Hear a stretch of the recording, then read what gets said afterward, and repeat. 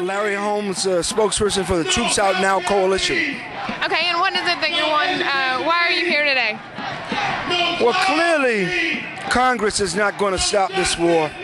A few days ago, I was arrested outside of the Rayburn building demonstrating against the House Appropriations Committee, which was voting for the monetary requests that Bush has made of Congress to continue the war. They voted up.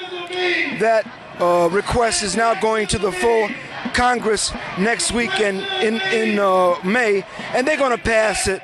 And so clearly they have betrayed the electoral mandate of last November 7th when people voted overwhelmingly to stop the war. That's why the leadership of Congress changed hands. And it's clear now that only demonstrations like this, which is growing by the minute, are going to stop the war. And so we're marching to the Pentagon today. We're not let this cold weather, this cold wind, snow and rain stop us. Some of us have been camping outside of the Capitol all week. And in spite of the weather, when this is over, we're going to go back there and continue camping. I think we're simply demonstrating a number of things. The people of this country, indeed the people of the world, are on our side. But one demonstration, no matter how big, is not enough. There has to be a groundswell. There has to be demonstrations everywhere. We have to move to sit-ins. We have to move to no justice, no peace.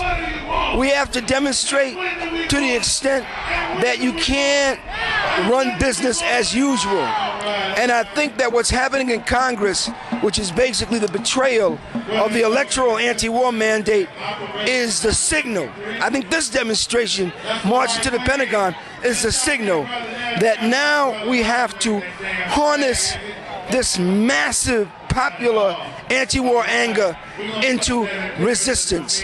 And so the resistance to the war begins anew. And we're going to end it much sooner than a year or 18 months or waiting until who prevails in the next presidential election. We're not interested in that.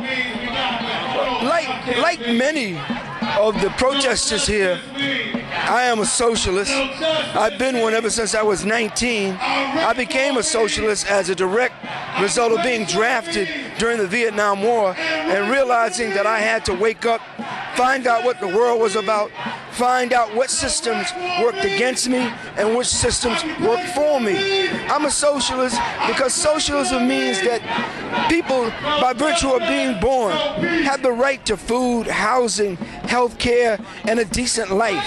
And that these things should not be a privilege of the rich and the wealthy, which is what they are under capitalism, where the rich get richer and the poor get poorer. They should be a birthright. I think war is a product of capitalism and imperialism. We're not fighting terrorism. We're fighting, that is, the government is fighting to recolonize the Middle East to rip off oil. That's a product of imperialism. That's the inevitability of imperialism. We need to be on a friendship basis with the people of the world. Indeed, if we don't reach that, the world isn't going to last very long. And so that's why I believe that ultimately, and the sooner the better, world peace, sisterhood, and brotherhood is going to be based on a new world, a new society based on socialist principles.